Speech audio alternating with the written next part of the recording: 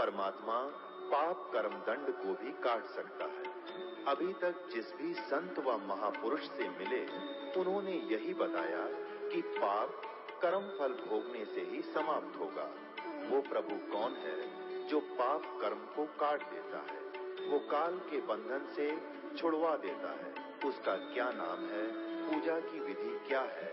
कृपया अवश्य सुनिए जगत गुरु तत्वदर्शी संत रामपाल जी महाराज के अमृत वचन। सत साहिब दर्शकों, यह कहानी है हरियाणा करनाल के रहने वाले कंवरपाल शर्मा जी की, जिन्होंने हिंदू धर्म में प्रचलित सभी भक्ति साधनाएं की और व्रत व तीर्थ यात्राएं भी की, लेकिन इन सब के बावजूद इनके जीवन में दुख दर्द खत्म होने का नाम ही नहीं ले रहा था। दर्शकों, आज कंवरपाल जी मीडिया के सामने बता रहे हैं कि मेरे जीवन में खुशहाली लौट आई है और उसके जिम्मेदार केवल संत रामपाल जी महाराज है। आइए जानते हैं क्यों कंवरपाल जी सभी को संत रामपाल जी महाराज से नाम दीक्षा लेने को कह रहे हैं। आइए सुनते हैं कंवरपाल जी की कहानी, उन्हीं की जुबानी। सर नमस्कार। नमस्कार जी। सर क्या नाम है आपका? मेरा नाम है जी कंवरपाल शर्मा। कंवरपाल जी कहाँ से आए हैं आप?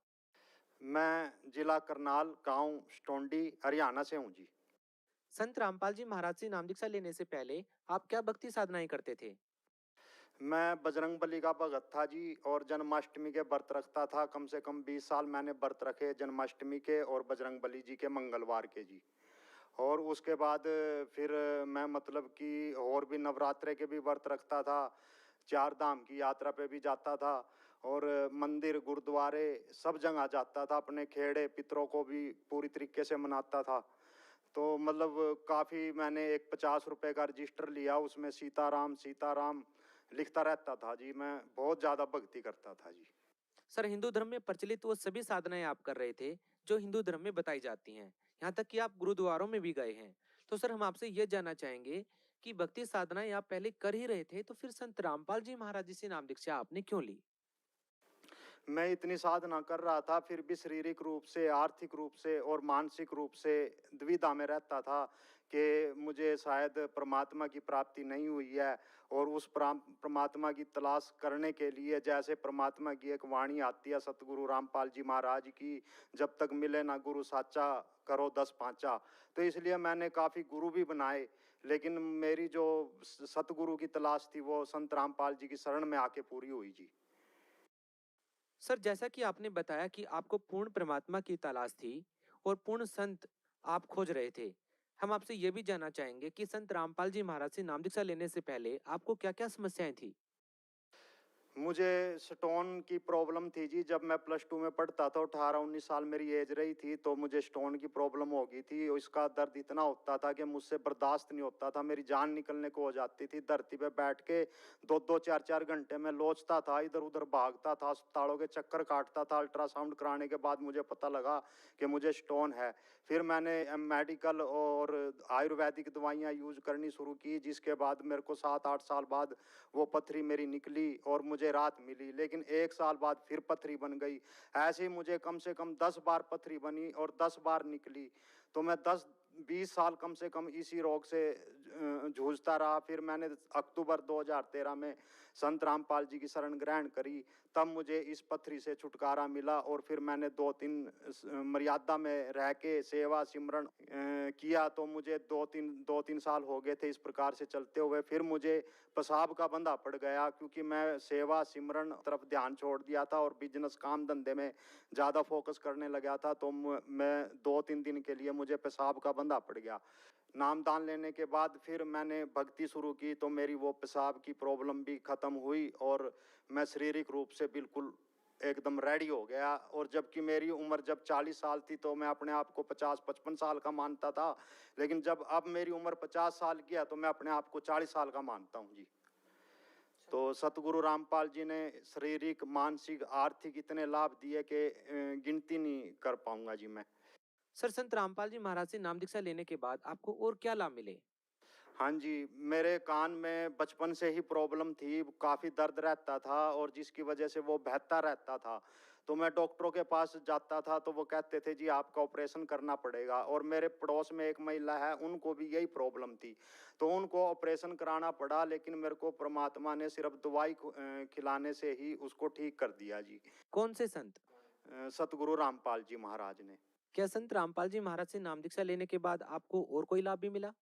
हाँ जी, मेरे को आर्थिक रूप से भी लाभ मिला जी, मैं जो भी काम करता था, उसमें ही नुकसान होता था, जो भी काम करता था, उसी में नुकसान होता था।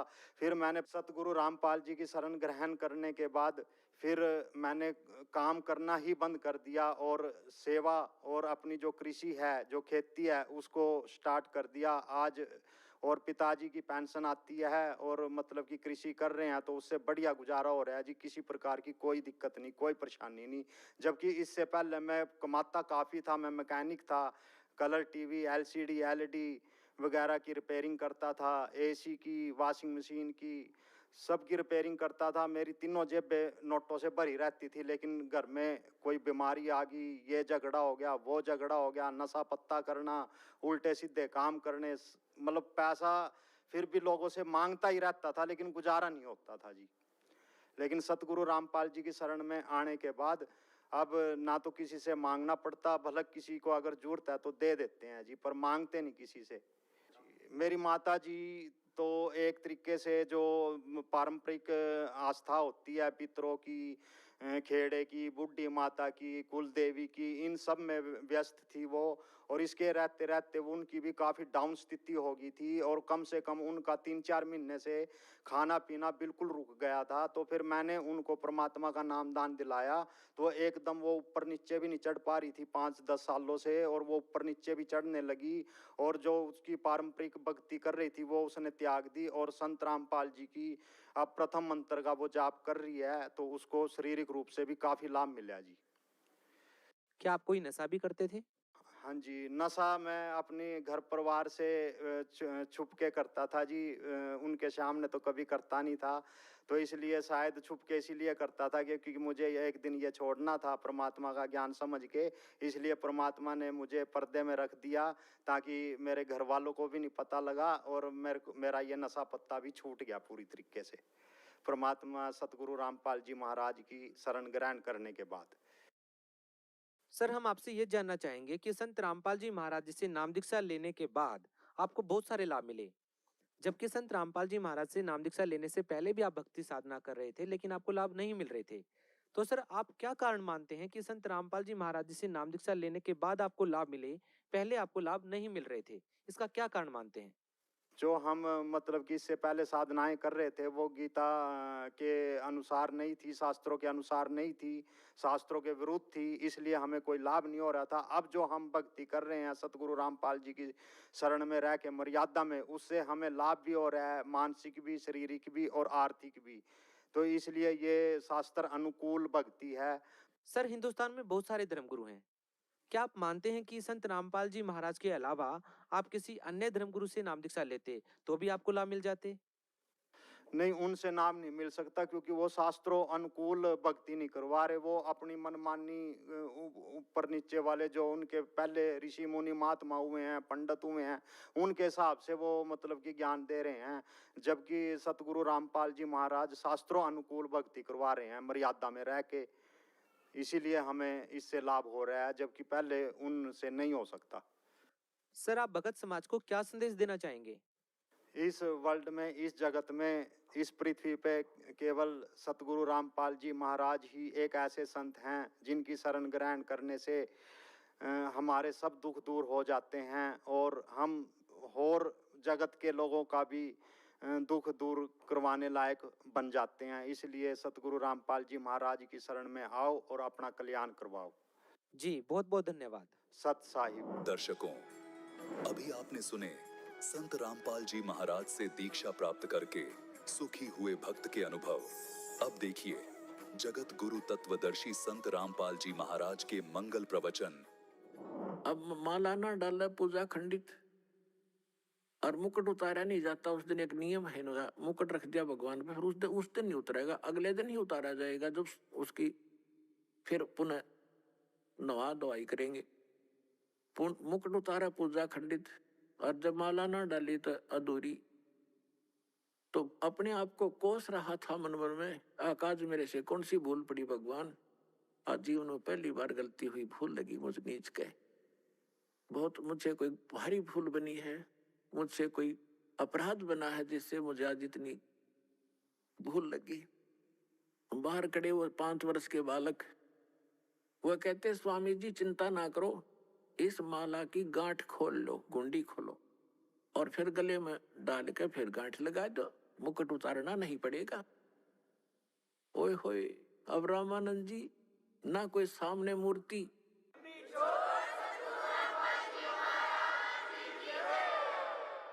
अब ना कोई सामने मूर्ति है, मैनू देखेगा झांक के बता दियो पर्दा में के, और मेरे मन की बात इसने पकड़ ली। ओए होए, तो क्या कहते हैं, रामानंद जी ने वो पर्दा फेंक दिया, बाहर निकल कर आया। पुण्यात्माओं, ब्राह्मण सोए जो ब्रह्म पहचाने, सूक्ष्म वेद में कहा वो ब्राह्मण है जो भगवान पहचान दे। और कहते हैं लोक लाज ना कीजिए, निर्भय हो रही है, लोक लाज मर्यादा जगत की तरण जो तोड़ बगावे, जब कोई राम भगत गत पावे।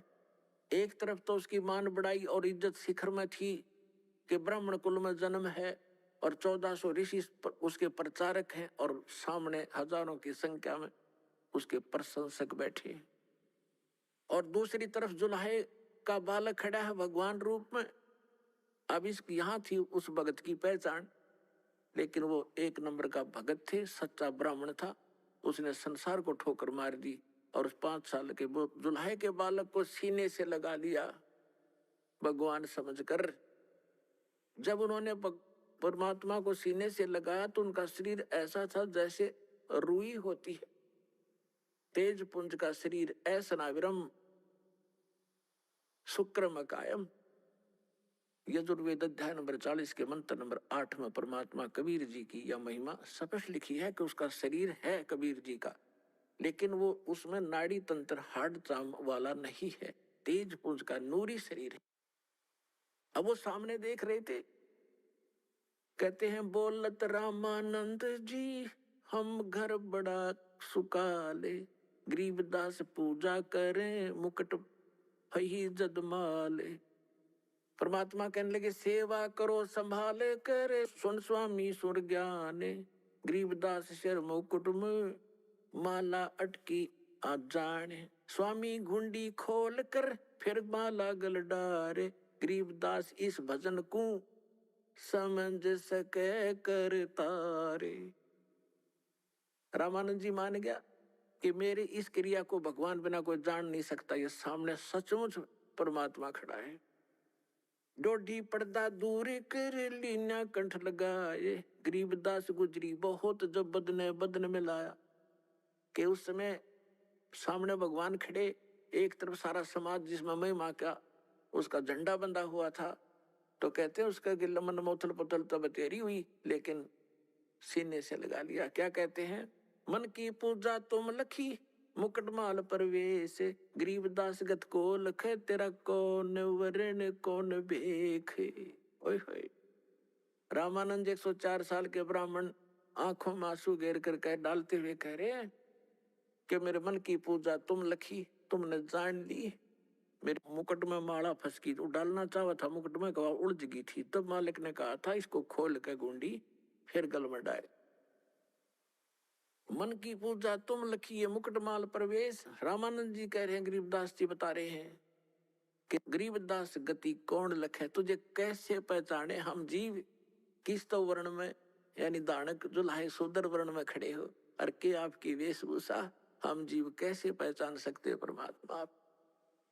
मन की पूजा तुम लखी मुकुटमाल प्रवेश, गरीबदास गति कौन लखे तेरा कौन वरण क्या बेख। फिर कहते हैं ये जो दीक्षा तुम दी मान ली मन मोरे, गरीबदास तुम कोमल पुरुष और हमरा बदन कठोरे। अब बुद्ध विद्वान पुरुष थे, समझ गए कि मेरा अहम तोड़ा है, अहंकार टूटे बिना भगवान मिला नहीं। तो कहते हैं ये तो दीक्षा तो मोर दे मान ली मन मोर, आपने जो मुझे शिक्षा दी, मेरी अकल ठिकाने आएगी कि मैं घड़ा ऊपर उठ रहा था, अपने आप को पता नहीं क्या समझ रहा था, और दाता आज आपके सामने मैं फेल हो गया। फिर उन्हें काफी चर्चा होती है आपस में, लेकिन परमात्मा ने उनको सब तरफ से फेल कर दिया। परमेश्वर ने जब सारा कुछ हो लिया, रामानंद जी कहने लगे, मैं बाप से दो बात ज्ञान की चर्चा और करना चाहता हूं, बैठो करो। तो परमेश्वर ने प्रश्न किया कि आप किसकी भक्ति करते हो स्वामी जी? कि मैं विष्णु का उपासक हूँ, वैष्णु संत हूँ, शंकर जी की उपासना भी साथ साथ करता हूँ। परमात्मा ने कहा कि आप इसकी उपासना से कहाँ जाओगे? कि स्वर्ग में जाऊंगा बच्चा, वहां देवताओं जैसा मुझे शरीर मिलेगा और वहां बहुत सारे भगवान के दर्शन किया करूंगा, सारी सुख सुविधाएं। परमात्मा बोले, वहां कितने दिन रहोगे? वहां कितना समय व्यतीत करोगे? विद्वान पुरुष थे मालूम था, और सब उसी समय कह दिया कि जब तक मेरे पुण्य रहेंगे मैं विष्णु लोक के स्वर्ग में रहूंगा। फिर कहाँ जाओगे? पता नहीं बच्चा, ले मैं बताऊंगा कहाँ जाओगे। फिर आप गधे बनोगे।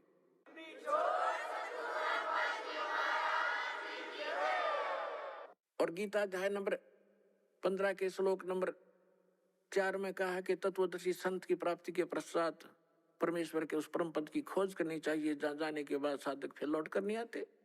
वो साधना मेरे पास है स्वामी जी, लेकिन ये मन इतना दुष्ट है, इतना रंगा हुआ पिछले गलत रंग में, फिर भी अपनी अड़गम सड़गम करके कहता है कि मैं समाधि लगाता हूँ, बहुत दूर मेडिटेशन से बहुत ऊंची ऊंचाइयों तक जाता हूँ। परमात्मा बोले, पहुंचो, कहाँ तक जाओगे? ये तो एक ब्रह्मांड का चित्र है इसमें, और एक टीवी है, एक टीवी का जो रेंज है वो वहीं तक है जितनी उसकी सीमा है। इस ब्रह्मांड का इसके अंदर देख सकते हो, इसे बाहर का नहीं देख सकते। अब कहते हैं योग युक्त प्राणायाम कर जीता सकल शरीर, और त्रिवेणी के घाट पे वो अटक रहा बलबीर। यहां से सभी प्राणी धर्मराज के दरबार में जाते हैं, त्रिकुटी के ऊपर, वहां पर 3 रास्ते बन जाते हैं, उसको त्रिवेणी कहते हैं। एक लेफ्ट का रास्ता जाता धर्मराज के दरबार में, उससे आगे फिर वो उनके लोकों में जाते हैं जहां जिसने जैसा जाना है। और सामने का ब्रह्मरंध्र कहलाता है, जो ऊपर ब्रह्मलोक में जाता है। और राइट साइड का एक शपथपुरी है, खेड़े हैं, उस साइड में जाता है। तो वो सामने वाला रास्ता बंद, और वहां तक ही ये जा सकते हैं, फाइनल रेंज है, जब तक मृत्यु नहीं होगी इससे आगे नहीं जा सकते ये। तो वहां जाकर वो खड़े हो गए रामानंद जी सूक्ष्म यानी समाधि में, और परमात्मा साथ 5 वर्ष के बालक रूप में। तो परमात्मा जैसे सोपन होता है ना, ये समाधि मेडिटेशन ऐसा ही होता है। तो अंदर जाकर परमात्मा बोले, अब स्वामी जी कहाँ जाओगे? अब कहाँ जाओगे? अब आगे रास्ता मुझे मालूम नहीं, कि ये देखो 3 रास्ते हैं, ये रास्ता भी तुम इसमें अलाउड नहीं हो, जा नहीं सकते, मृत्यु के उपरांत ही जाओगे। इधर जाओगे, आपका धर्मराज के पास जाओगे, वहां आपका अकाउंट होगा। जिस लोक में जाना है, नरक में जाना है, या कुत्ता गधा की योनि प्राप्त करनी है, वहां से अपना लेकर पर्ची और फिर आगे जाओगे। और आपने विष्णु जी की उपासना की, यहाँ विष्णु लोक में जाओगे। और ये सामने ब्रह्मरंध्र है, ये काल ने बंद कर रखा है, बज्र कपाट है यहाँ पर। ये तुम्हारे इस मंत्र जाप से नहीं खुल सकते। करके देख, तू अपने जो जाप करता है, जो भी मंत्र करते हो, उसने खूब कोशिश कर लियो, नहीं खुला। तो परमात्मा बोले, मेरे पास वो सत्य नाम है, उससे खुलेगा, मैं करता हूँ उससे मन। परमात्मा ने लीला की, वो तो वैसे ही खोल देने थे, लेकिन सतनाम दृढ़ करना था कि इससे खुलती है। चाबी तो वही है मालिक के पास, भी वो लगाकर खोल देते। तो परमात्मा ने सतनाम का सुमन करके दिखा, श्वास उश्वास से, जिसमें एक वो मंत्र है और दूसरा तत्व जो आपको सतनाम प्राप्त भगत को मालूम है। जो ही वो मंत्र जाप किया, पट ही दरवाजा खुल गया। परमात्मा बोले, आ जाओ मेरे साथ। आगे जाके दिखा, तपस्या दिखाई, काल जहां बैठता है अलग से वो स्थान दिखाया, ब्रह्मलोक दिखाया। फिर 11वां द्वार पार करके अक्षर पुरुष के लोक में प्रवेश किया। फिर 12वां द्वार पार करके सतलोक में प्रवेश किया। जब नीचे से परमात्मा गए थे 5 वर्ष के बालक के रूप में, और वहां सिंहासन पर विराजमान भगवान को देखा, जिसके एक रोमकूप में करोड़ सूर्य करोड़ चंद्रमा मिला दे। इतना प्रकाश झलक रहा था। राजा के समान सिंहासन पर विराजमान थे, सिर पे मुकुट, ऊपर छत्र था। वहां पर चौर रखा था। 5 वर्ष के बालक ने चंवर किया था उस भगवान पर। रामानंद जी ने सोचा भगवान तो ये है परम अक्षर ब्रह्म जो सिंहासन पर बैठे, ये कबीर जी तो यहाँ का कोई गण नौकर होगा। इतने वो तेजो में शरीर खड़ा हुआ, 5 वर्ष के बालक उस सिंहासन पर बैठ गए उछल के, और वो तेजो में जो भगवान नजर आवा था शरीर वाला, वो चमर कर 5 वर्ष के बालक पर। रामानंद जी कभी उसकी तरफ देखे, कभी बालक की तरफ देख रहे थे। इतने वो तेजो में शरीर उस बालक में समा गया। और तब कहा था, ए स्वामी सृष्टा में सृष्टि हमारे तीर, दास गरीब अधर बसु अवगत सत कबीर।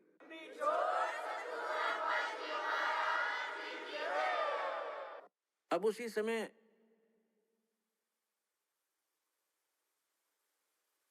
परमात्मा ने कहा कि अब चलो वापस, बस इतना ही काम था। अब जो समाधि खुली, सामने फिर बैठे भगवान उसी रूप में।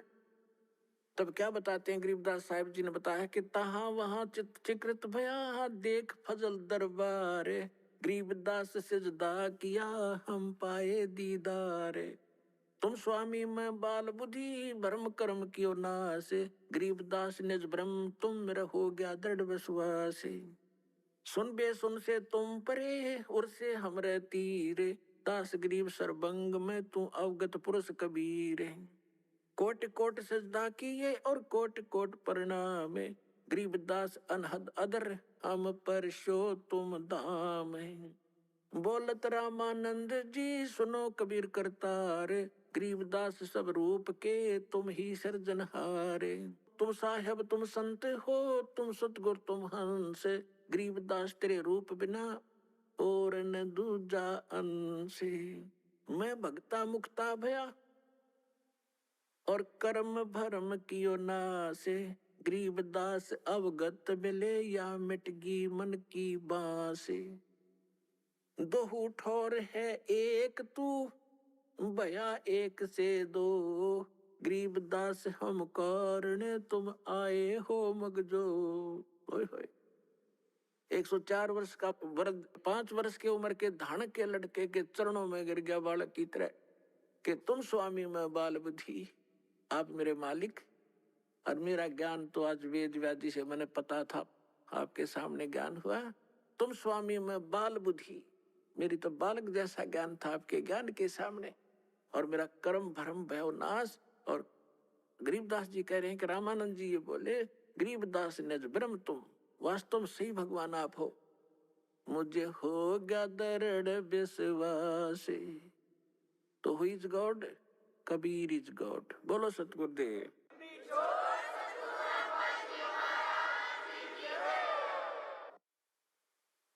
पूर्ण ब्रह्म सर्व सृष्टि के रचने वाले परम अक्षर ब्रह्म कबीर परमेश्वर जी की असीम रजा से आप सभी पुण्यात्माएं सत्संग सुनने के लिए उपस्थित हैं। जिन पुण्यात्माओं के ऊपर परमात्मा की विशेष रजा होती है, उन्हीं को ये अमृत वचन परमात्मा की कथा सुनने का शुभ अवसर प्राप्त होता है। जब तक हम सत्संग के अंदर नहीं आते तो हमें मनुष्य जीवन के मूल उद्देश्य का ज्ञान नहीं होता, और हम जो परंपरागत साधनाएं कर रहे होते हैं या जो दिनचर्या हम पहले पूर्वजों को बुजुर्गों को देखते आए वो कर रहे होते हैं, हम उसी को अंतिम मानकर और अपने मनुष्य जीवन का निर्वाह कर रहे होते हैं।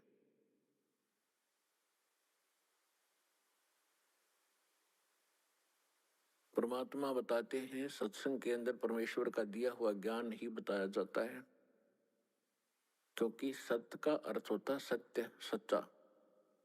संग माने साथ, यानी संग सत्य के साथ जो प्रत्येक क्रिया करता है वो परमात्मा ही हो सकता है।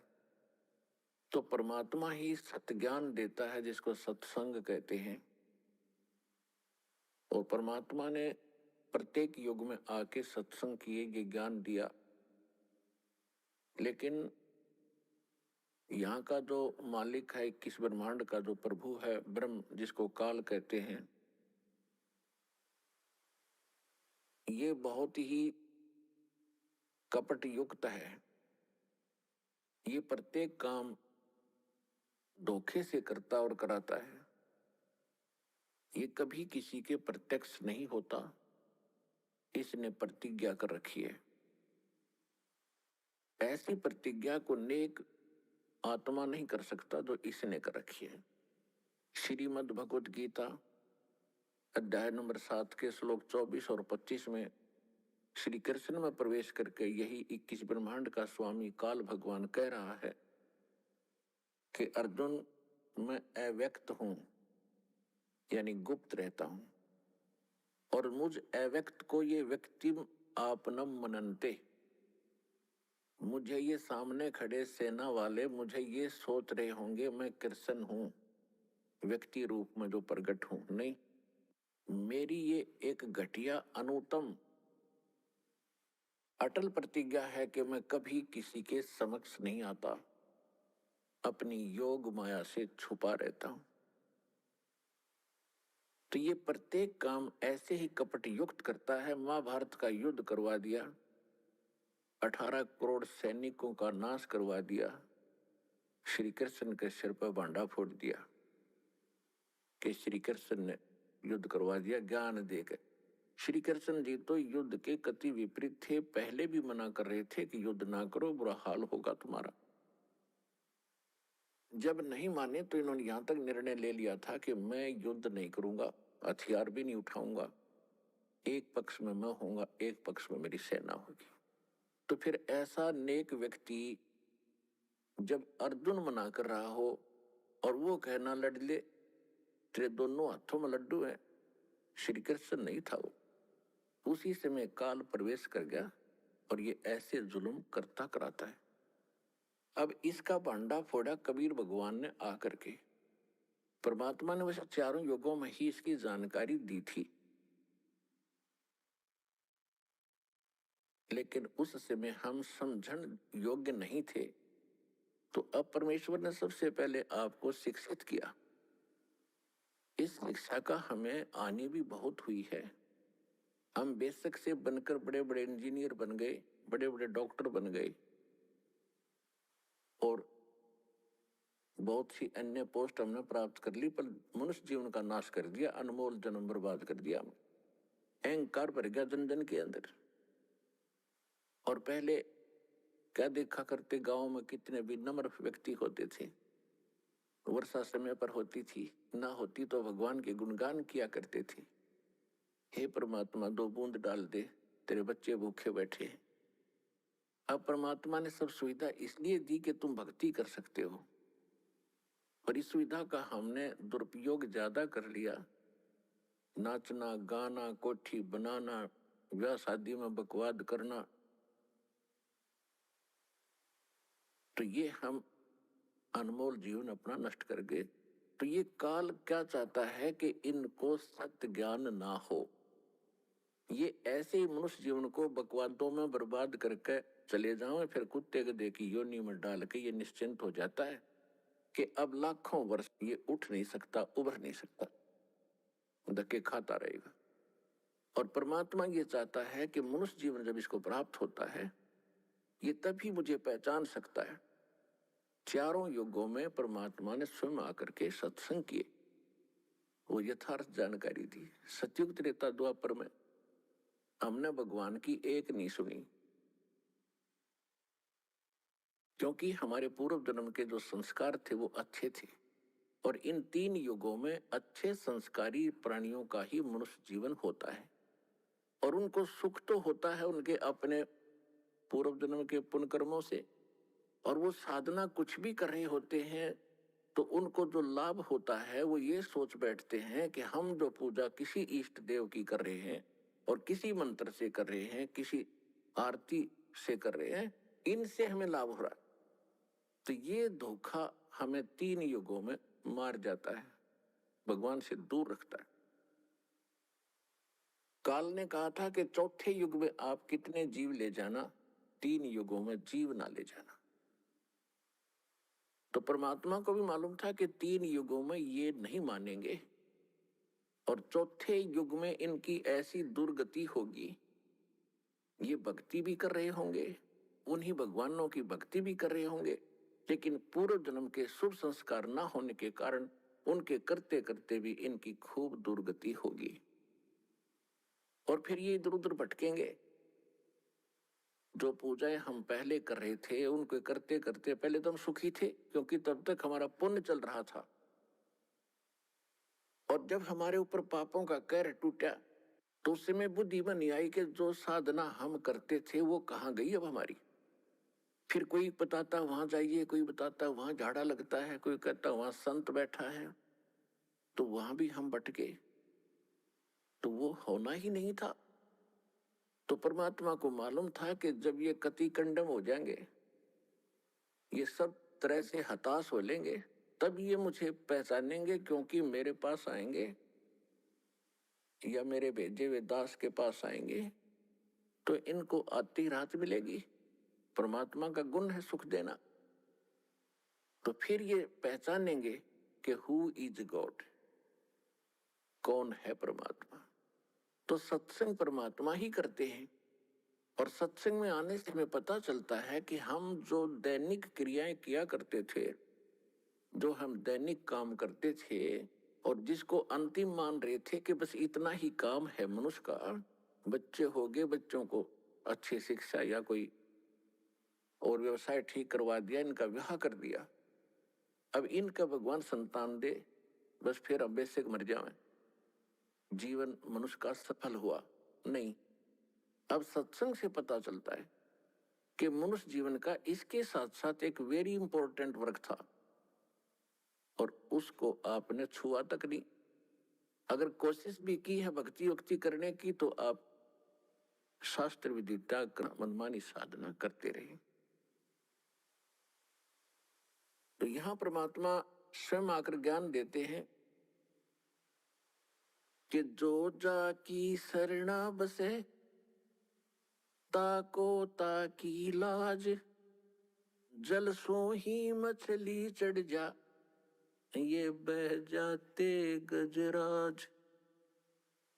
परमात्मा बताते हैं तुम जिन देवी देवताओं की साधना कर रहे हो, उनकी जितनी औकात है, जितनी क्षमता है, वो उतना तो लाभ आपको अवश्य दे देंगे, लेकिन जो कर्म संस्कार में आपके प्रारब्ध के अंदर, आपकी किस्मत में जो पाप कर्मों के दंड या प्रेत बाधा या 3 ताप का जो कष्ट है, वो ये भगवान निवारण नहीं कर सकते, ये इष्ट, ये देवी देवता नहीं कर सकते। जैसे जो जाकी शरणा बसे ताको ताकी लाज, जल सो ही मछली चढ़ जा, ये बह जाते गजराज। अब क्या बताते हैं कि जैसे बहुत ऊपर से जल गिर रहा होता है, किसी डाउनफॉल में बहुत स्पीड से, और यदि उस ऊपर से गिर रहे जल के सामने हाथियों का राजा भी आ जाए, यानी मजबूत हाथी, उसको भी वो बहा ले जाता है वो जल का प्रवाह, लेकिन मछली जो होती है वो उसकी उल्टी दिशा में और बिल्कुल ऊपर पहुंच जाती है, ऐसे पड़ रहे पानी के ऐसे ऊपर चली जाती है। इसका क्या भावार्थ बताते हैं परमात्मा? हमें समझाना चाहते हैं कि जो जाकी शरणा बसे और ताको ताकी लाज। अब मछली जो है जल के ऊपर समर्पित है और जल से बाहर होते ही वो पटक अपने तड़फ तड़फ कर मर जाती है, यानी उसका जल के साथ इतना संबंध है। यदि आप ऐसा किसी इष्ट के साथ लगाव करते हो तो वो इष्ट फिर आपको अपनी अक्षमता अनुसार ऐसे लाभ देगा, जैसे मछली को जल ने हरी छोड़ दिया तो कहीं किधर भी जा तेरे को कोई बाधा नहीं होगी। और तुझे नहीं बहाऊंगा। और वहां पर हाथी, मजबूत हाथी भी सामने खड़ा हो जाता है, ताकतवर, उसको भी जल डबो देता है, उसका नाश कर देता है। इसी प्रकार जैसे आपका किसी तहसीलदार से फ्रेंडशिप होगी, दोस्ती हो जाती है, तो तहसीलदार आपको कितना काम कर सकता है। कभी कोई रजिस्ट्री जिंदगी में हुई एक आध उसको कर देगा, लेकिन अकॉर्डिंग टू लॉ ही करेगा। इतना अवश्य कर देगा कि आपको अपने ऑफिस में बैठाओगा, चाय पिलाओगा और वहीं बैठे आपका सारा काम कर देगा। लेकिन इससे हमारा सर्व कार्य सिद्ध नहीं हुआ। इसके बाद और बहुत सी डिपार्टमेंट है जहां हमें प्रतिदिन काम पड़ता है। इसी प्रकार अन्य किसी, जैसे आप मंत्री से मिलते हो तो मंत्री अपने सत्र का, अपने विभाग का ही काम आपका कर सकता है, बाकी इसके अतिरिक्त और भी बहुत कार्य आपके। तो जैसे स्टेट के अंदर आप मुख्यमंत्री से संपर्क कर लेते हो तो आपका सारा काम सर गया। फिर कुछ कार्य ऐसे होते हैं जो मुख्यमंत्री भी नहीं कर सकते, तो प्रधानमंत्री यानी वो आपको अपने राज्य में सभी सुविधाएं दे सकता है अपने स्तर की। तो इसी प्रकार हमने इस परमात्मा के ज्ञान को समझना है। जैसे ये देवी देवता, ये तो समझ लो एमएलए एमपी हैं, और इनमें से कुछ सिलेक्टेड देव हैं जो कुछ मंत्री पद प्राप्त हैं, और इनमें से 3 मंत्री विशेष हैं। रजगुण विभाग के ब्रह्मा जी, सतगुण विभाग के विष्णु जी, तमगुण विभाग के शिव जी, ये 3 देवता यहाँ के प्रधान हैं। और इनका जो पिता है ब्रह्म, ज्योत स्वरूपी निरंजन, जिसको काल कहा है संतों ने, ये खुद भी गीता अध्याय नंबर 11 के श्लोक 32 में स्वयं कहता है कि मैं काल हूं, श्री कृष्ण में बोल रहा है। ये इनका पिता, ये एक ब्रह्मांड के अंदर एक मुख्यमंत्री का रोल करता है। जैसे जिस ब्रह्मांड में हम रह रहे हैं, ये कई अरब वर्षों के बाद इसका विनाश होगा। जैसे आपको कई बार बताया है डेफिनेशन कि 70,000 बार ये तमोगुण शिव की मृत्यु हो लेगी, तब एक ब्रह्मांड का विनाश होगा। उसके बाद ये सभी यहाँ की इस ब्रह्मांड के अंदर सूर्य चांद जितने भी सब विनाश में आ जाएंगे। फिर दूसरे ब्रह्मांड में ले जाता है सभी प्राणियों को, सभी चले जाते हैं वहां। तो वहां फिर उस ब्रह्मांड में फिर ऐसी रचना करता है। तो एक ब्रह्मांड में ये एक मुख्यमंत्री का रोल करता है। इसके बाद फिर दूसरा प्रभु है, 7 संख ब्रह्मांड का मालिक है, जिसको गीता अध्याय नंबर 15 के श्लोक 16 में अक्षर पुरुष कहा है। सरपुरुष ये ज्योत स्वरूपी निरंजन है, जो 21 ब्रह्मांड का स्वामी मालिक राम है। और 7 संख ब्रह्मांड का स्वामी वो अक्षर पुरुष है, जिसको पर ब्रह्म भी कहते हैं, यानी नेक्स्ट ब्रह्म से नेक्स्ट ब्रह्म, वो 7 संख ब्रह्मांड का स्वामी है।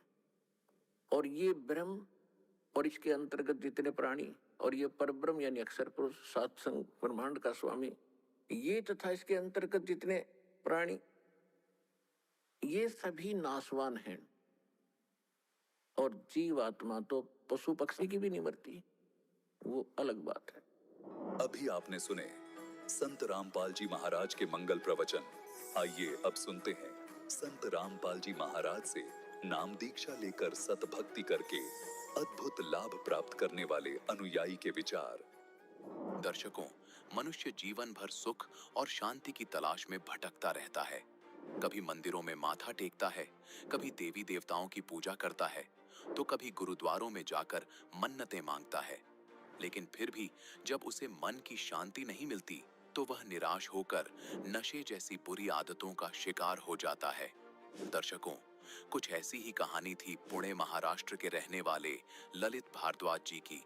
ललित जी ने वर्षों तक ब्रह्मा, विष्णु, महेश तथा देवी देवताओं की पूजा की, टोने टोटकों का सहारा लिया, यहाँ तक कि अनेकों तीर्थों की यात्राएं भी की।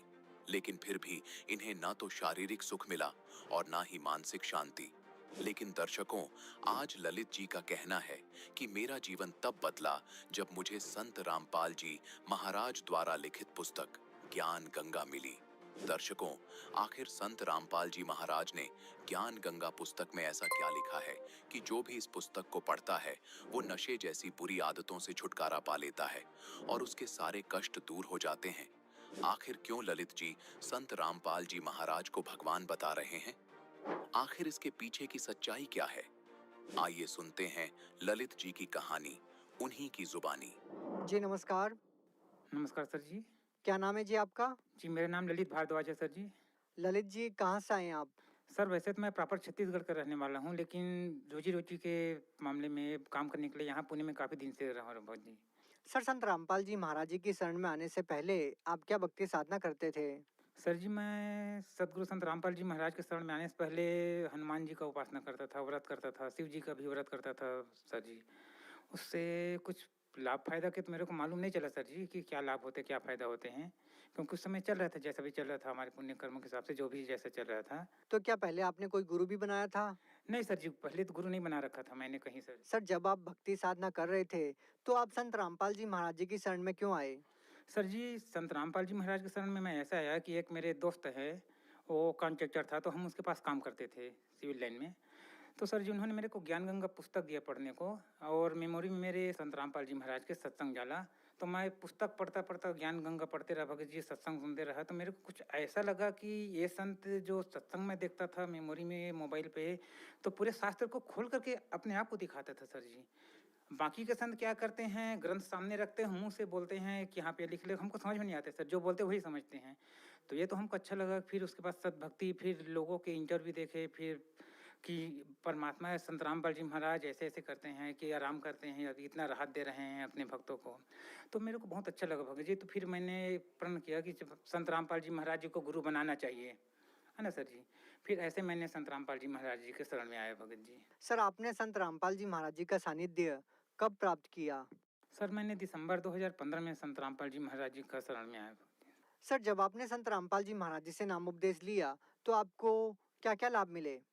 सर जी, शारीरिक लाभ तो मेरे को बहुत मिला। जैसे कि एक दिन क्या हुआ, एक सत्संग चलता था पहले पुणे में, 3 दिवसीय सत्संग चलता था। तो मैं उस सत्संग में गया हुआ था घोचावाड़े फाटा पिरंगुज में सर जी। तो मेरे भगतमती जो अनुपदेशी था, उस समय नाम नहीं ले रखा था संत रामपाल जी से, मेरे पत्नी ही। तो उनके पेट में दर्द होने लगा भगत जी यहाँ पे, और असहनीय दर्द होने लगे, पीड़ा जो उनको बर्दाश्त नहीं हो रहा था। तो असहनीय दर्द जब हो ना, तो उन्होंने सोचा कि आजू बाजू वालों को उठा करके मैं हॉस्पिटल जाऊंगी। इतने में सर जी वहाँ संत रामपाल जी महाराज प्रकट हुए और उनको बोले कि बेटा क्या हुआ? तो उन्होंने बोला कि दर्द हो रहा है। बोले संत रामपाल जी महाराज बोले बेटा कहाँ पे हो रहा है? तो उन्होंने बताया कि यहाँ पे हो रहा बोल के। तो संत रामपाल जी महाराज बोले उनके कि वहाँ पे हाथ रखो बेटा और वहाँ पे दबाओ जहाँ पे दर्द हो रहा है। तो उन्होंने दबाया सर जी ऐसे मुझे से, तो वो फट गए भगत जी, जैसे कि कुछ अंगूर वगैरह को हम दबाए तो फट जाते हैं वैसे। उसके बाद मेरी पत्नी को राहत मिल गई, वो सो गई, और संत रामपाल जी महाराज वहाँ से अंतर ध्यान हो गए सर जी। पहला लाभ तो ही हुआ सर जी।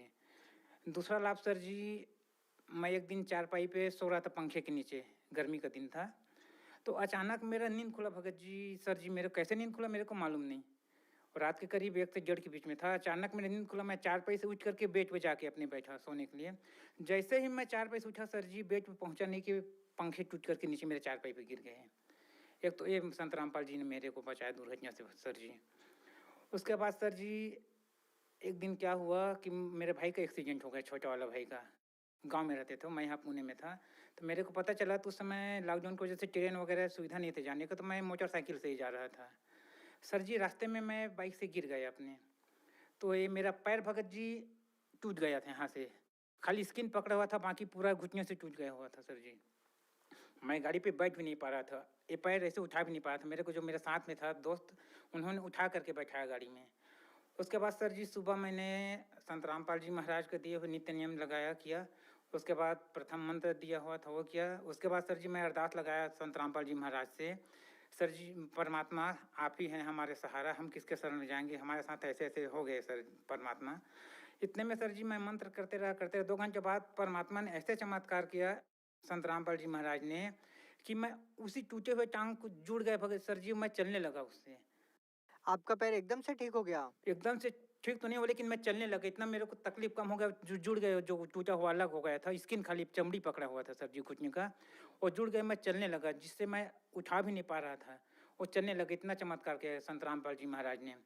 उसके बाद सर जी जब मैं पहुंचा हॉस्पिटल में रायपुर मेकाहारा में, तो वहाँ दिखाया, फिर वहाँ मेरे भाई का एक्सीडेंट हुआ था जिसका छोटा वाला मैं पहले बताया, उसका सर जी लेफ्ट हैंड का 4 पसली और राइट हैंड का 2 पसली बिल्कुल टूट गया था, क्योंकि वो सामने गाड़ी चला रहे थे, ट्रक से जा करके टकराए थे वो। तो सर जी मेरे पहुंचने के बाद उन्होंने कहा कि भाई भैया आप संत रामपाल जी महाराज से नाम लिए हैं, तो मैं भी लेना चाहता हूँ, क्या हमने तकलीफ दूर होगा?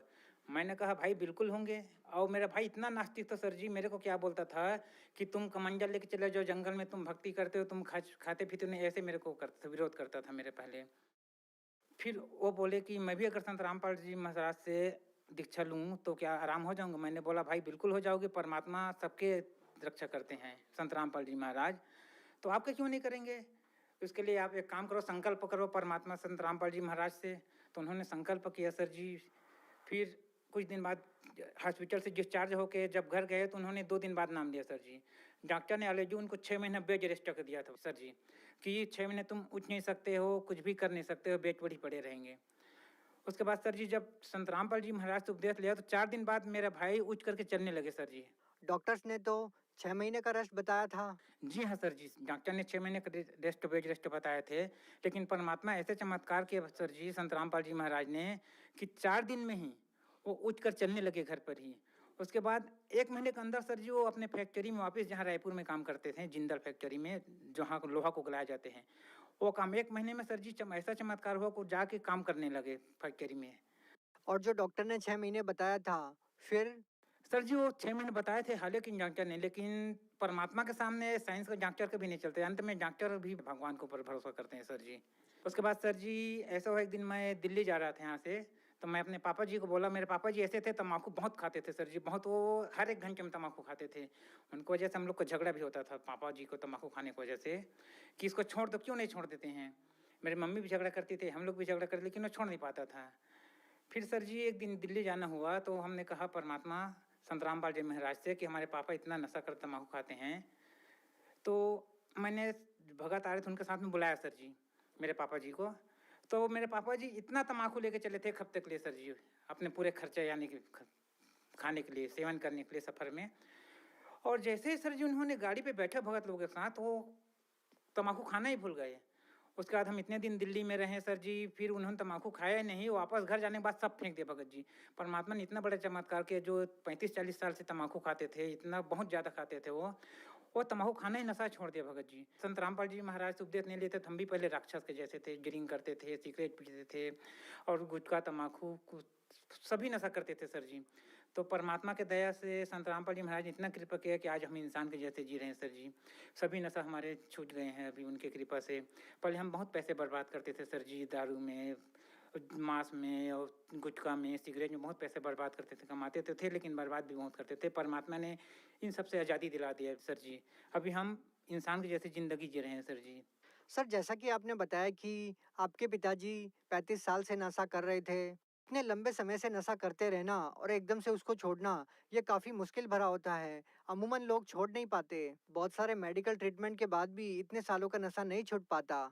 तो संत रामपाल जी महाराज जी से नाम दीक्षा लेने के बाद नशा कैसे छूट जाता है? सर जी यही तो मैं बताया ना आपको, हम लोग इतना उनको झगड़ा करते थे, पहले अपने को समझ नहीं था, हम भी पहले जगह थे तो उनको गाली भी देते थे कभी कभी पिताजी को, इनको क्यों नहीं छोड़ देते हो, आँख भी कमजोर होते हैं, डॉक्टर बताते हैं इतना बुरी चीज़ है, क्यों नहीं छोड़ देते हो पिताजी? तो बोलते थे नहीं छोड़ सकता मैं, कैसे छोड़ दूँ, नहीं छोड़ सकता मैं, इतने दिन से खा रहा हूँ, 35-40 साल से जब हम पैदा हुए तब से वो तम्बाकू खाते थे सर जी। लेकिन ऐसे ही संत रामपाल जी महाराज ने इतना दया की, इतना चमत्कार किए सर जी, कि वो अचानक ही सभी गाँव में उनके जो साथी वो भी अचंभा हो गए देखते ही, अचरज मानने लगे कि ये तुमने, मेरे चाचा लोग आते हैं कि भैया तम्बाकू दो ना, तो बोलते हैं कि मैं तो छोड़ दिया है। तो कहते तुम कैसे छोड़ दिए, हम लोग जब पैदा नहीं हुए बच्चे लोग तब से तुम खाते, तो कैसे छोड़ दिए, हम लोग से नहीं छोड़ता। सर जी मेरे पापा ने ऐसे बताया उनको, मेरे चाचा लोगों को, कि संत रामपाल जी महाराज जो सत्संग करते हैं उसमें ऐसे मार्मिक बात बताते हैं कि सभी नशा या सभी बुराइयां दूर हो जाते हैं। उनसे नाम लेने से, लेकिन नाम तो मेरे पिताजी ने नहीं लिया कि पहली बार गए थे, उन्होंने सोचा कि अगले बार जब आएँगे तब नाम लेंगे, ऐसे उन्होंने बोला था सर जी। मेरे 3 बेटे हैं, तो मुझको बहुत चिंता होती थी कि मैं एक गरीब आदमी हूँ, मज़दूर वर्कर हूँ, कैसे करूँगा? तो संत रामपाल जी महाराज के कृपा से सर जी, मेरे बड़ी वाली लड़की का जॉब लग गया पुलिस में सर जी। उसके बाद मेरे बीच वाली लड़की है, उन्होंने 2 साल डी फार्म किया भगत सर जी। डी फार्म उनके पूरा हो गए, अभी बी फार्म कर रहे हैं भगत जी वो। 1 वर्ष तो उनको भी हो गया है। उनके बाद भगत जी मेरे छोटी वाली जो लड़की हैं सर जी, वो अभी नीट के वो कोचिंग कर रहे हैं सर जी। उनको भी अभी 1 साल हो गया। उनका फीस जो भरना होता है बच्चे लिए, मैं मजदूर वर्कर आदमी, इतना पैसा फीस कैसे भरता हूँ, परमात्मा कैसे पूरे करते हैं सर जी, मेरे को खुद नहीं मालूम कैसे एडजस्ट होते हैं, इतना लाभ देते हैं परमात्मा सर जी। आज भी आप मजदूरी करते हैं? मैं सर आज भी मजदूरी करता हूँ, पुणे में मजदूरी करने ही यहाँ आया हूँ। बच्चे लोग को पढ़ाई-वढ़ाई के जब पैसे लगते हैं, फीस लगते हैं इनके लिए। लेकिन भगत जी इतना फीस भरना परमात्मा ही पूरा करते हैं भगत जी, मेरे तो बस की बात नहीं है कैसे भरूँ। जब ज़रूरत होते हैं फीस भरने का, पता नहीं पैसे कहाँ से आते हैं भगत जी, जिसको बोले एक बार में परमात्मा दिला देते हैं भगत जी। सर, संत रामपाल जी महाराज जी ने आपको इतने सारे और अद्भुत लाभ दिए जिसका बखान नहीं किया जा सकता। तो सर आप हमें ये बताइए कि आखिर संत रामपाल जी महाराज जी से नाम दीक्षा लेने के बाद ही लाभ क्यों मिलते हैं? इनके अलावा और भी तो हिंदुस्तान में बड़े बड़े संत हैं, महंत हैं, बहुत सारे बड़े बड़े कथावाचक हैं, बड़े बड़े पंथ हैं। तो सर जब हम देखते हैं तो लोग बहुत सारी कठिन कठिन साधनाएं भी करते हैं, पूजाएं करते हैं, बहुत सारे गुरु भी बना रखे होते हैं, उसके बावजूद भी उन लोगों को लाभ नहीं मिलता। तो सर क्या कहना चाहेंगे आप? सर जी ऐसा है, संत रामपाल जी महाराज जो भक्ति बताते हैं वो शास्त्र विधि बताते हैं, जबकि शास्त्र में हमारे कहीं नहीं लिखे है कि मांस खाना है या फिर कोई भी नशा करना है सर जी। तो संत रामपाल जी महाराज जो हमारे बताते हैं वो शास्त्र विधि भक्ति बताते हैं, जिनसे सभी अनुयायियों को लाभ होते हैं। बाकी के संत क्या करते हैं कि उनको ये होते हैं सर जी कि अगर हम नशे मना करेंगे नशा करने को तो हमारे पास आएंगे नहीं श्रद्धालु। संत रामपाल जी महाराज हमारे क्या करते हैं कि हमारे ये मर्यादा है, अगर इनको फॉलो कर सकते हो तब हमसे उपदेश लो, नहीं तो आपका काम यहाँ नहीं बनने वाला है, आप जा सकते हैं सर जी। तो उनके पास नाम लेने से, संत रामपाल जी महाराज जी से उपदेश लेने से, मर्यादा में रह के भक्ति करने से ये सभी लाभ होते हैं। बाकी के संत क्या करते हैं, खुद नशा करते हैं या तो उन अनुयायियों को पूरा नहीं मना कर पाते हैं सर जी। सर, संत रामपाल जी महाराज के बारे में ये भी कहा जाता है कि वो देव देवताओं की भक्ति छुड़वाते हैं। सर इसके बारे में क्या कहना चाहेंगे? क्या संत रामपाल जी महाराज देव देवताओं की भक्ति छुड़वाते हैं? सर जी, व्रत रखना हमारे शास्त्र में नहीं, गीता जी में भी मना किए हैं, व्रत व्रत रखना मना है। तो व्रत रखने से, अगर व्रत रखने से ही मोक्ष प्राप्त होते तो सर जो जितने भूखे रहते हैं उनका पहले मोक्ष प्राप्त होना था ना सर। मोक्ष प्राप्त होने का मतलब है जो शास्त्र विधि साधना है। शास्त्र विधि साधना में कहीं पर भी व्रत उपवास नहीं लिखा है सर जी। सर आप भगत समाज को क्या संदेश देना चाहते हैं? सर जी, भगत समाज से मैं विनती करूँगा कि एक बार संत रामपाल जी का, महाराज जी का सत्संग अवश्य देखें। उसके बाद बहुत से, जैसे कि फेसबुक में हमारे कमेंट आते हैं, पुस्तक ज्ञान गंगा की, ज्ञान गंगा पुस्तक है, जीने की राह है, पुस्तक पढ़ें, सत्संग देखें, ज्ञान को समझें, ज्ञान समझ करके फिर अपना उपदेश लें, मनुष्य जीवन का कल्याण करें। क्योंकि परमात्मा की वाणी है संत राम कबीर परमात्मा की, मनुष्य जन्म दुर्लभ है मिले न बारंबार, और तरवर से पत्ता टूट गिरे फिर बहु न लगता जार। सर जी अभी जो मनुष्य योनि हैं उनके लिए गोल्डन चांस है सर जी, कि परमात्मा साक्षात आए हुए हैं, बोल रहे हैं कि बेटा आओ, मैं तुम्हें तुम्हारे निज घर को ले चलूं, सत भक्ति करो, क्योंकि यहाँ काल के जाल में फंसे हुए हैं आप। तो सर जी अभी जो मनुष्य योनि है उनके लिए गोल्डन चांस है भक्ति करके पार होने का सर जी। सर जो लोग संत रामपाल जी महाराज जी से आपकी तरह बहुत सारे लाभ चाहते हैं, तो वो लोग संत रामपाल जी महाराज जी से नाम दीक्षा कैसे ले सकते हैं? उनका सानिध्य कैसे प्राप्त कर सकते हैं? सर जी हाँ, आपने बहुत बढ़िया क्वेश्चन किए कि अभी 12 से 14 टीवी चैनल पर सत्संग आ रहा है संत रामपाल जी का सर जी। उसके माध्यम से हम पता कर सकते हैं कि साधना कैसे हैं, संत कैसे हैं। उसके बाद उसमें देख कर के जो चैनल पर सत्संग आते हैं, तो उसके सत्संग के नीचे जो पीली पट्टी चलती है उसमें नंबर आते हैं सर जी। आप चाहे जहाँ भी से हो वहाँ से आप नंबर पे कॉल करेंगे तो पता आपको चल जाएगी नामदान सेंटर कहाँ हैं। वहाँ से आप फ़ोन करके पता कर सकते हैं कि हमको नाम कहाँ से मिलेगा। आजकल तो परमात्मा ने इतना सुविधा कर दी, संत रामपाल जी महाराज ने ऑनलाइन घर बैठे ही सुविधा मिलता है, नाम उपदेश मिलता है सर जी। तो मैं सभी भाई बहनों से हाथ जोड़ के विनती करूँगा कि अपने मनुष्य जीवन का लाभ उठाएं, कल्याण करवाएं संत रामपाल जी महाराज जी से उपदेश लेकर के सर जी। बहुत बहुत धन्यवाद। नमस्कार सर।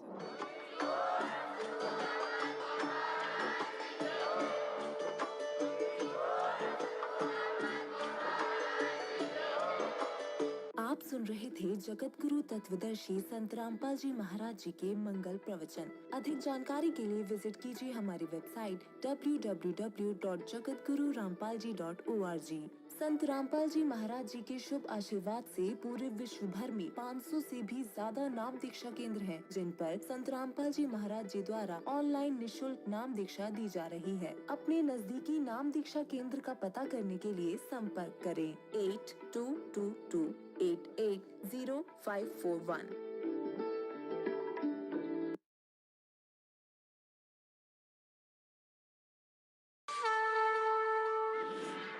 यह सत्य घटना कबीर परमेश्वर द्वारा काशी बनारस के प्रसिद्ध व्यापारी श्री दामोदर सेठ और उनकी पत्नी धर्मवती के साथ की गई दिव्य लीला पर आधारित है।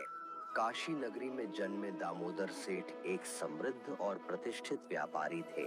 उनके पास एक विशाल जहाजी पोत था, जिससे वे विदेशों में व्यापार करते थे। उनकी पत्नी धर्मवती धार्मिक स्वभाव की महिला थीं, जो परमात्मा में गहरी आस्था रखती थी। धर्मवती, ओ धर्मवती, सुन रही हो?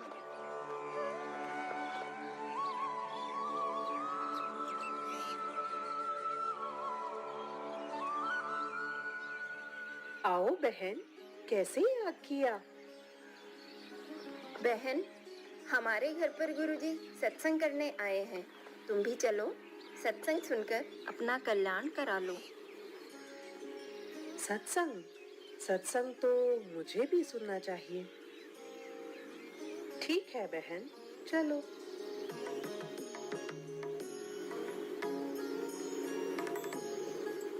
धर्मवती अपनी सहेली के साथ सत्संग स्थल की ओर निकल पड़ती है और वहां पहुंचकर सत्संग सुनने लगती है।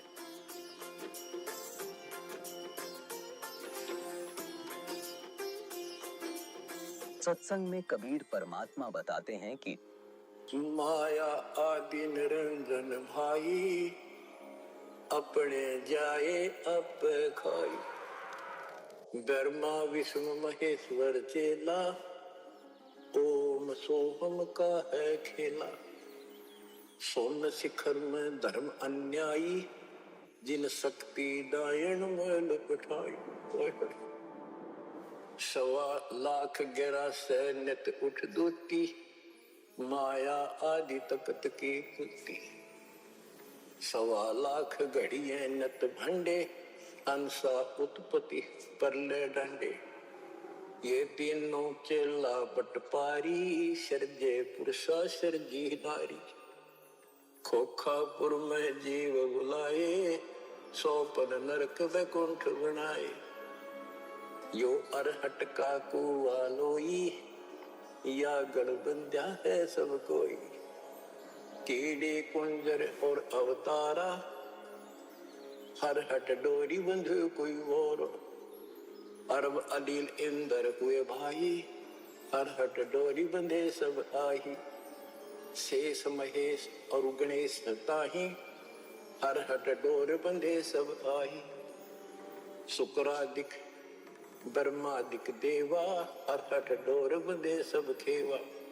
ये कोटिक करता फिरता देखा, हर हट डोरी कहो सुन लेखा। ये चतुर्बुद्धि भगवान कहावे, हर हट डोरी बंधे सब आवे। यो है खोखापुर का कुआ, याम पड़ा सो निश्चय मुआ। सुनियो सुरत सुहंगम डोरी, चलिए हंसा पुरुष किशोरी। सोहम पर अदली का डेरा, सत्य कबीर है साहिब मेरा। ज्ञान का राज ध्यान की तुरिया, ऐसे सोहम भागा जुड़िया। पंड ब्रह्मंड अदली का ताना, जाका नाम कबीर दीवाना। धर्मराय मारत है बाटी, कोई हंसा पहुंचे ओगट घाटी। धर्मराय मारत है बाटी, कोई एक हंसा उतरे घाटी। इस बज्रपुर का खोलो ताला, चल देखो हंसा दीप हमारा। जहाँ ओंकार निरंजन नाही, ब्रह्मा विष्णु शिव नहीं जाहि। जा करता नहीं जान आन भगवाना, काया माया पिंड न पर। ऐसा अदली दीप हमारा, कोटि बैकुंठ रूम की लारा। शंख पदम एक पुन पर साजे, जा अदली सत्य कबीर विराजे हैं। जा कोटिक विष्णु खड़े कर जोड़े हैं, कोटिक शंभु माथा मोड़े। जा शंखों ब्रह्मा वेद उचारी, ही कोटि कन्हैया रास विचारी। अजब अदर मधुर धुनि बाजे, जा अवगत अदली कबीर तख्त विराजे। परमहंस पूर्ण परिवारा, अदली अमर किए तपसारा।